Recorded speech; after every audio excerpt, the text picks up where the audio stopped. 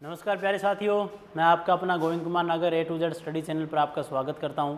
अपने राजस्थान भूगोल की सीरीज चल रही है। थार का प्रदेश अपने कर चुके थे, अरावली की विशेषताएं अपने कर चुके थे और अब अपन क्या करते हैं, अरावली को बांटते हैं उच्चावच के आधार पर। मैंने आपको टॉपिक दिया, टॉपिक की शुरुआत अपने कर चुके थे, लेकिन अब अपने क्या करते हैं, नए सिरे से करते हैं उसे कि अरावली और अरावली का है विभाजन। क्या है? विभाजन। ठीक है। और अरावली को कितने भागों में बांटा? आपने 3 भागों में बांटा था। कितने भागों में बांट रखा है? 3 भागों में बांटा। उत्तरी अरावली, कौन सी अरावली? उत्तरी अरावली, मध्य अरावली, मध्य अरावली और दक्षिणी अरावली। और कौन सी है? दक्षिणी अरावली। ठीक है। तो आपने कितने भागों में बांटा? अरावली का किया आपने विभाजन। ठीक है। अब अपने इसके साथ साथ यही कर लेते हैं कि जो उत्तरी अरावली है, कौन सी अरावली है? उत्तरी अरावली है। मैं यहाँ आपको बना के दिखाता हूँ, आप कहोगे हाँ जी सही है। ठीक है। ये लो, कुछ यूँ है उत्तरी और ये है। ठीक है ना। तो यहाँ इसके डंडी लगा दूँ तो ये कौन सी बन जाएगी? पंखाकार बन जाएगी। कौन सी बन जाएगी? पंखाकार बन जाएगी। तो दक्षिणी जो अरावली, ये दक्षिणी अरावली है, ये मध्य अरावली है और ये उत्तरी अरावली है। ये कौन सी है? उत्तरी। दक्षिणी अरावली की जो आकृति है वो है पंखाकार। कौन सी है? पंखाकार आकृति है। कौन सी आकृति है? पंखाकार आकृति है। और उत्तरी अरावली की जो आकृति है वो है भेड़ पीठ नुमा। से यूँ कटी फटी है, भेड़ पीठ नुमा। ठीक है। तो पीठ नुमा, जैसे भेड़ बैठी होती है ना, वैसे तो भेड़ पीठ नुमा है इसकी आकृति। मध्य अरावली की कोई आकृति नहीं है, मध्य आकृति आयताकार है। कौन सी है? आयताकार है। ठीक है। अब क्या हुआ कि जब हम इसी के अंदर बात कर रहे हैं कि जब हम, ये प्रश्न आया हुआ है, प्रश्न को मैं बता रहा हूँ आपको, प्रश्न को यानी कि मैं खोल के बता रहा हूँ कि जब हम उत्तर पूर्व से, कौन से पूर्व से? उत्तर पूर्व से दक्षिण पश्चिम की ओर, दक्षिण पश्चिम की ओर बढ़ते हैं। क्या करते हैं? बढ़ते हैं। तो अरावली की लंबाई प्लस चौड़ाई, ठीक है, लंबाई प्लस चौड़ाई में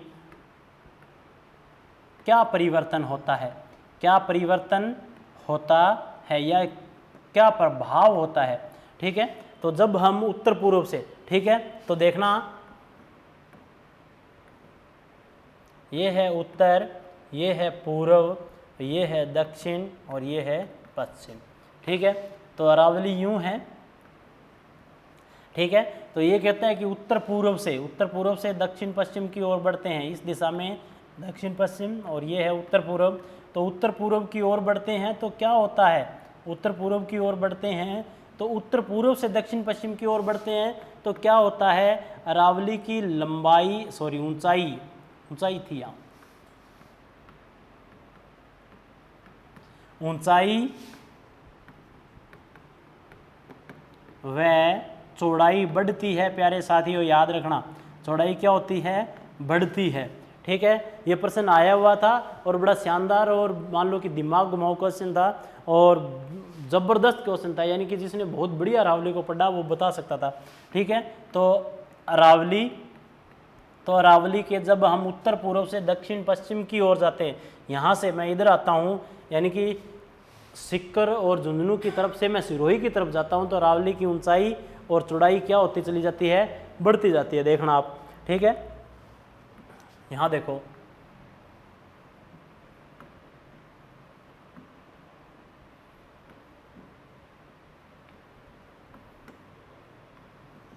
यहाँ है अजमेर।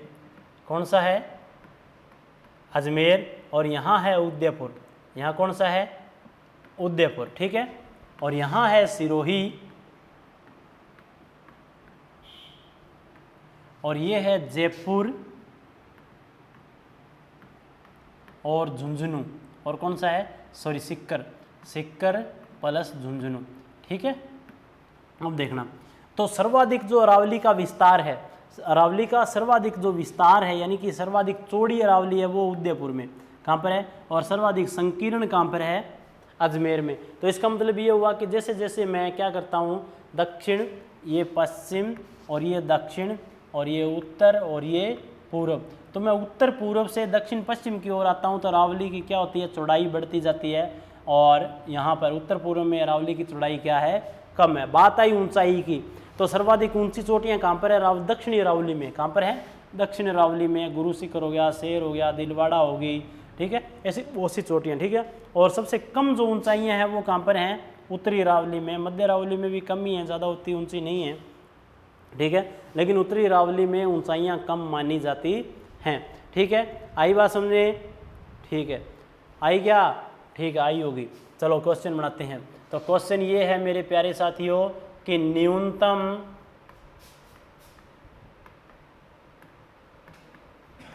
ऊंचाई अरावली की और सर्वाधिक ऊंचाई अरावली की।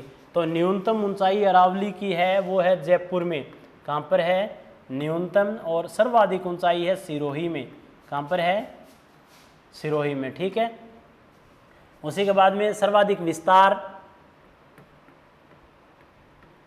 और न्यूनतम विस्तार। सर्वाधिक विस्तार है उदयपुर में और न्यूनतम विस्तार कहाँ पर है, अजमेर, ठीक है।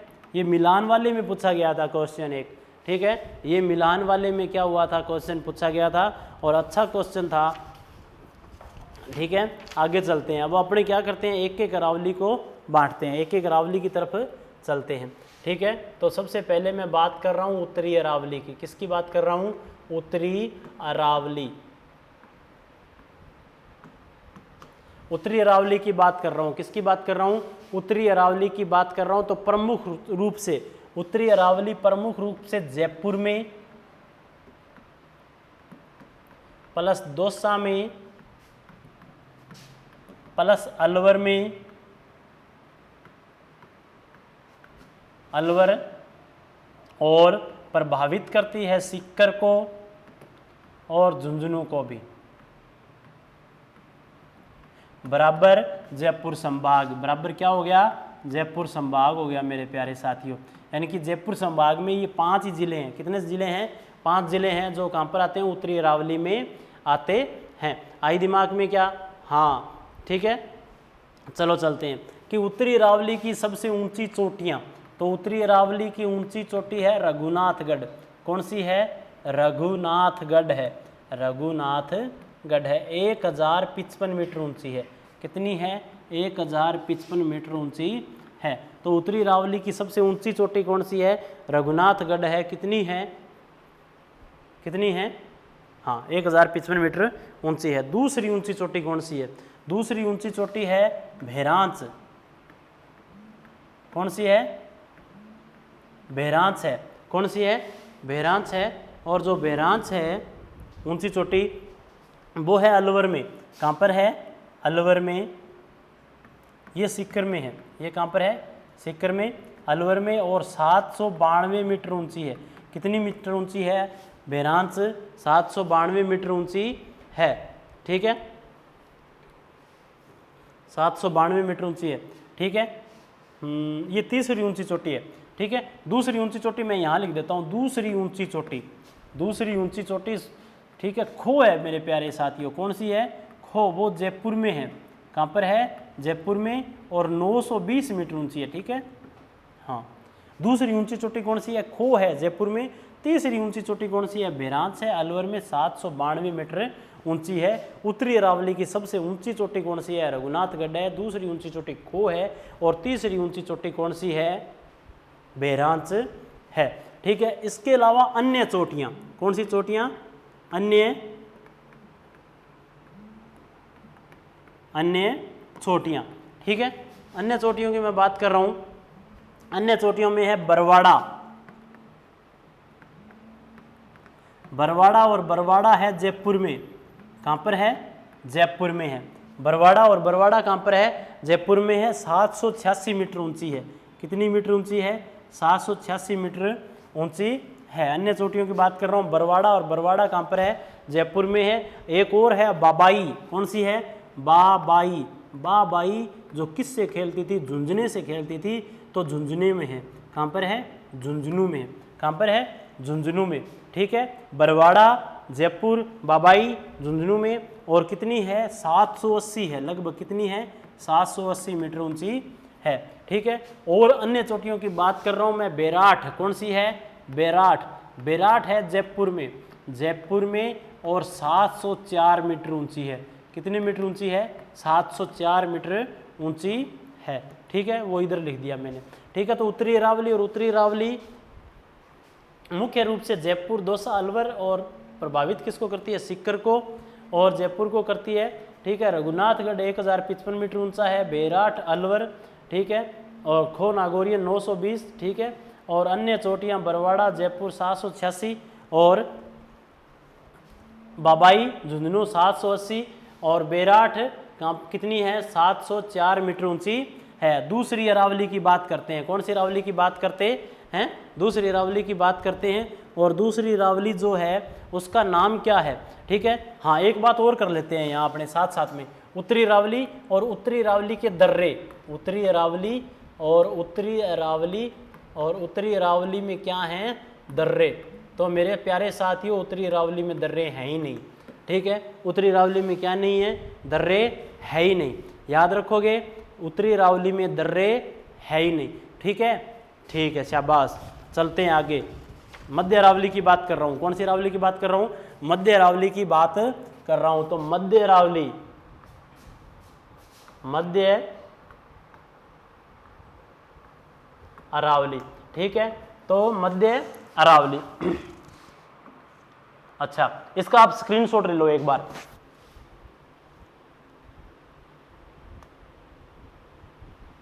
इसका क्या लो? स्क्रीनशॉट लो आप। ठीक है, चलते हैं आगे। ले लिया? हाँ, मैं आशा करता हूँ आपने ले लिया होगा स्क्रीनशॉट। ठीक है, मध्य अरावली। मध्य अरावली एक ही जिले में फैली है। कौन से जिले में फैली है? एक जिले में, और वो कौन सा है? अजमेर है। इसलिए अजमेर को अरावली का पदस्थली जिला भी कहते हैं। कौन सा जिला कहते हैं? पदस्थली। अरावली की गोद में बसा हुआ जिला कहते हैं। ठीक है, हिमालय की गोद में बसा हुआ देश नेपाल को कहते हैं। अरावली की गोद में बसा हुआ देश किसे कहते हैं? अजमेर को कहते हैं। ठीक है, अजमेर को। और इसकी बात करते हैं ऊंची चोटियों की। किसकी बात करते हैं? कि हाईएस्ट पीक कौन कौन सी है इसकी? ऊंची चोटियां किसकी? मध्य अरावली की। मध्य अरावली की ऊंची चोटियां। तो मेरे प्यारे साथियों, मध्य अरावली की जो ऊंची चोटी है उसका नाम है मोरायम घाट। मोरायम जी, घाट नहीं हुई, मोरायम जी है। कौन सी है? मोरायम जी है। मध्य अरावली की सबसे ऊंची चोटी कौन सी है? मोरायम जी है। कौन सी है? मोरायम जी। ठीक है, 933 मीटर ऊंची है। कितनी है? 933 मीटर ऊंची है।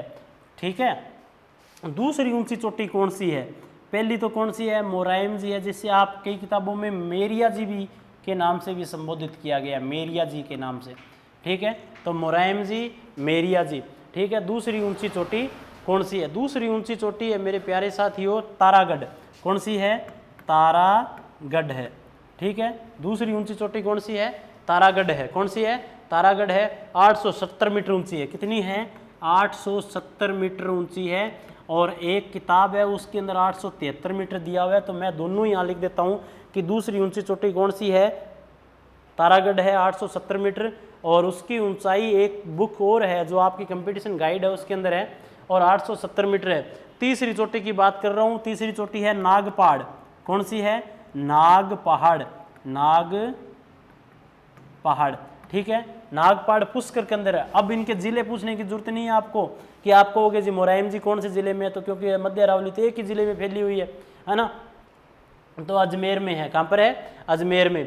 ठीक है, और इसकी जो ऊंचाई है वो भी अपने लिख लेते हैं 795 मीटर ऊंची है। कितनी है? 795 मीटर ऊंची है। कौन सी? मध्य अरावली। मध्य अरावली अजमेर में फैली है। सबसे ऊंची चोटी मोरायम जी है, 933 मीटर।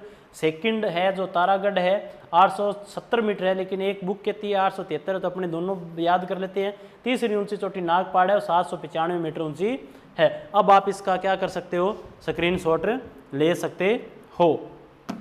ठीक है, चलते हैं आगे।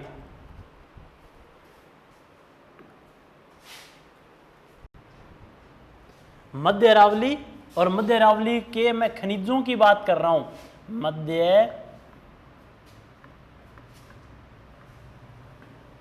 मध्य अरावली और मध्य अरावली के जब खनिजों की बात करेंगे तो अपने किसकी बात करेंगे, डायरेक्टली अजमेर की बात करेंगे। किसकी बात करेंगे, अजमेर की बात करेंगे। ठीक है, तो देखना आप, तो अजमेर में कौन कौन से खनिज निकलते हैं, या मध्य अरावली में तो बर्मीक्यूलाइट,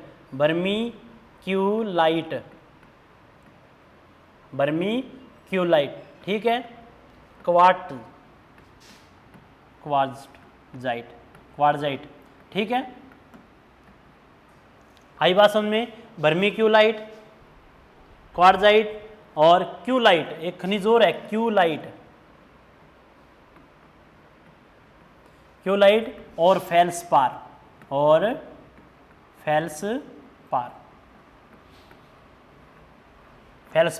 ये वो खनिज हैं जो मध्य अरावली से निकलते हैं ज़्यादा से ज़्यादा। कहाँ निकलते हैं, ज़्यादा से ज़्यादा निकलते हैं, बर्मीक्यूलाइट, क्वार्टजाइट, और क्वार्टजाइट सर्वाधिक अजमेर में निकलता है मेरे प्यारे साथियों। फेल्सपार भी अजमेर में ही निकलता है। ठीक है, अब याद कैसे रखोगे, याद भी रखना है ना, तो अगर सीधा याद रखो बहुत बढ़िया बात है, बर्मीक्यूलाइट, क्वार्टजाइट, क्यूलाइट और फेल्सपार। अगर याद नहीं रखा जाए तो यूं रखना कि वर्मा जी, कौन से, कि वर्मा जी आज क्वार्टर क्यों पी रखा है, वर्मा जी क्या जवाब देंगे, वो कहेगा क्योंकि, बोलेगा ना, क्योंकि मैं फेल हो गया। ठीक है, उसने बताया नहीं किस में फेल हो गया, पेपर में फेल हो गया, पता नहीं किस में फेल हो गया, किसी में तो होगा। ठीक है, तो वर्मा से बर्मीक्यूलाइट,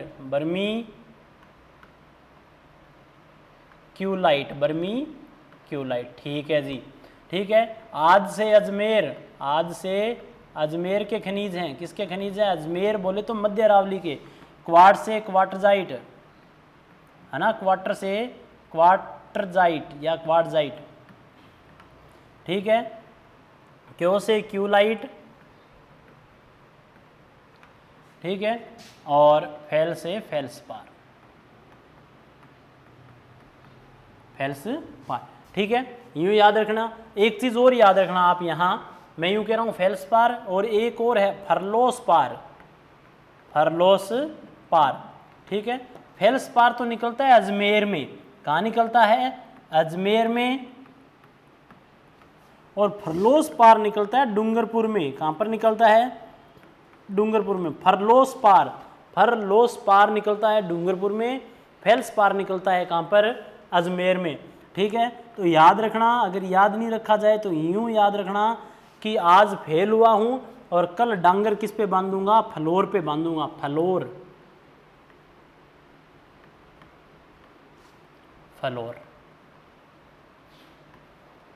बराबर डांगर।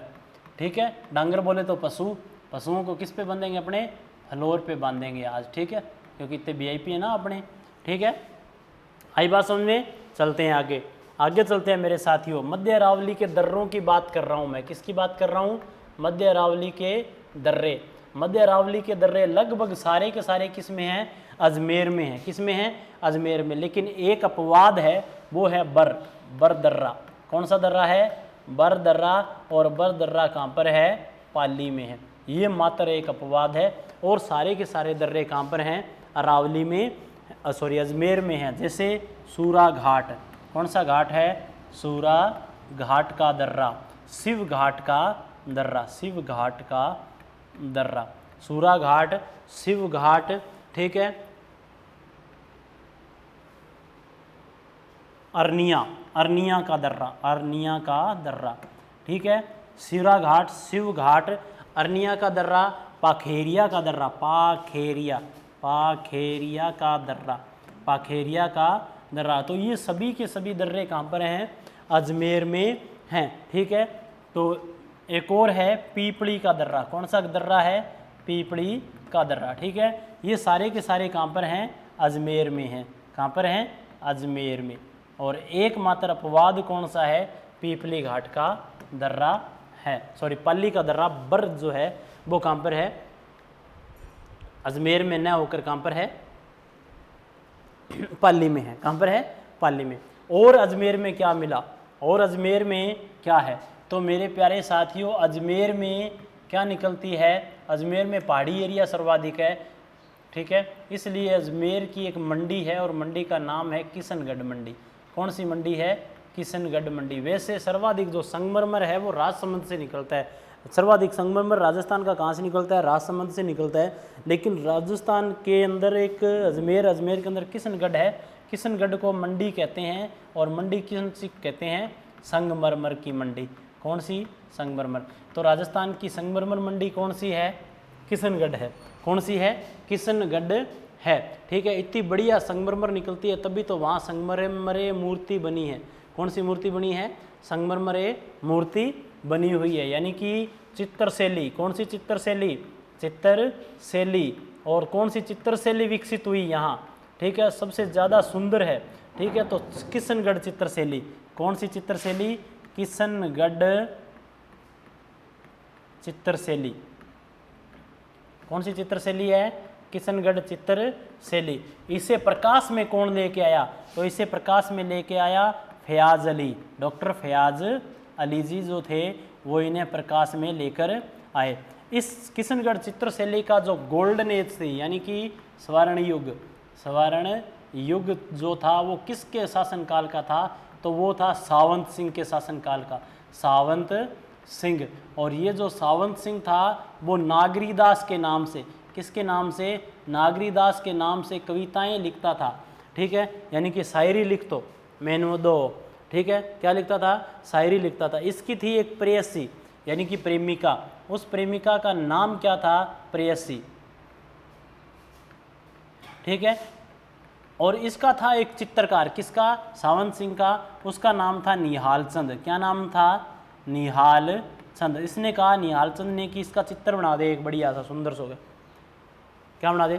चित्र बना दे, इसको अपने महल में लगवाएंगे। नागरीदास ने कहा ऐसा कर नहीं सकते। काल ने कोई लोग पूछ ले तो क्या जवाब देंगे भैया किंग वो चित्र? तो वो बोले क्या कोई दिक्कत नहीं है, तू चित्र बना ले और अपने इसको किसका रूप दे देंगे? राधा का रूप दे देंगे।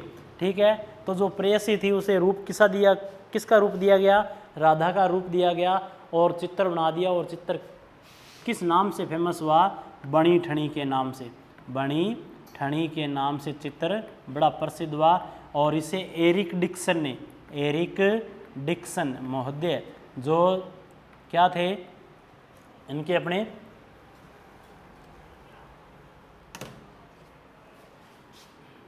एरिक डिक्सन ने इसे क्या कहा है? भारत की मोनालिसा। भारत की मोनालिसा किसने कहा है? एरिक डिक्सन ने कहा है मोनालिसा। ठीक है, भारत की मोनालिसा। ठीक है, किसने कहा? बणी ठणी को, एरिक डिक्सन ने। इसे प्रकाश में कौन लेके आया? फयाज अली लेके आया। किसके शासनकाल में ये फलित हुई? ठीक है, तो सावंत सिंह या नागरीदास। नागरीदास इसका क्या था? दूसरा नाम था, उर्फ था। ठीक है, और इसकी एक प्रेयसी थी। ठीक है, जिसका चित्र किसने बनाया? निहाल चंद ने बनाया। इसलिए इसे कौन सी संज्ञा दी जाती है? मयूर ध्वज की। इसे उपाधि दी गई कि मयूर ध्वज है ये चित्रकारों का। ठीक है, आई बात समझ में? क्या आ रही है समझ में? किशनगढ़ चित्रशैली। और किशनगढ़ चित्रशैली का विकास किसने करवाया? सावंत सिंह ने, नागरीदास ने। ये नागरीदास के नाम से कविताएं लिखता था। इसकी एक प्रेमिका थी, प्रेयसी थी, जिसका चित्र बनवाया निहाल चंद से, बणी ठणी के नाम से। और निहाल चंद को क्या नाम उपाधि दी गई? निहाल चंद को मयूर ध्वज की उपाधि दी गई। ठीक है, आई बात समझ में? क्या आ रही है? क्या ठीक है, इसके ऊपर प्रभाव किसका रहा? किशनगढ़ चित्रशैली पर प्रभाव की बात कर रहा हूँ तो कांगड़ा शैली का। कौन सी शैली का? हिमाचल की है ना कांगड़ा शैली, उसका प्रभाव रहा। ठीक है, अब इसमें क्या है? ज़्यादा से ज़्यादा राधा माता के चित्र हैं, इसलिए इसको ब्रज शैली का भी प्रभाव माना जाता है। इसके ऊपर प्रभाव किसका रहा? कांगड़ा शैली का या ब्रज शैली का प्रभाव रहा। किसके ऊपर? किशनगढ़ चित्रशैली के ऊपर। ठीक है, किशनगढ़ चित्रशैली के ऊपर किसका प्रभाव रहा? कांगड़ा शैली का प्रभाव रहा था। आगे चलते हैं, चलो ठीक है आगे चलते हैं। देखो 5 मई, कब? 5 मई, बड़ी इंपॉर्टेंट बात है मेरे प्यारे साथियों। 5 मई 1973 को गवर्नमेंट ऑफ इंडिया ने, किसने? गवर्नमेंट ऑफ इंडिया ने, यानी कि भारत सरकार ने इसके ऊपर 20 पैसे का डाक टिकट जारी कर दिया। कितने पैसे का? 20 पैसे का डाक टिकट जारी कर दिया। कौन सी चित्रशैली पर? किशनगढ़ चित्रशैली पर डाक टिकट जारी कर दिया। आई बात समझ में? अब वर्तमान में ये चित्र कहाँ रखा हुआ है? बनी ठनी का चित्र वर्तमान में अजमेर संग्रहालय में रखा हुआ है। कल को आप घूमने जाओ, देखने भी पड़े तो अजमेर संग्रहालय में जाना सीधा, अजमेर संग्रहालय में पड़ा है। बड़ा सुंदर चित्र है, ठीक है। आई बात समझ में? बहुत ही अच्छा और बड़ा सुंदर चित्र है, बनी ठनी है, इसीलिए तो इसे भारत की क्या कहते हैं? मोनालिसा कहा जाता है। भारत की क्या कहा जाता है? मोनालिसा कहा जाता है। और 5 मई 1973 को गवर्नमेंट ऑफ इंडिया ने इसे क्या किया था? डाक टिकट जारी किया था, इनकी इसकी एक पहचान बना दी थी। आप इसका स्क्रीनशॉट ले सकते हैं, स्क्रीनशॉट लें आप जल्दी से इसका, ठीक है। और ये मध्य अरावली और इसके दक्षिण अरावली है वो अपने अगली क्लास में करेंगे मेरे साथियों। चैनल को आप सब्सक्राइब करें, लाइक करें, ज़्यादा से ज़्यादा कमेंट करें, और मैं आशा करता हूं कि आने वाली परीक्षाओं में आप सफलता की सीढ़ियों को छुएं। धन्यवाद।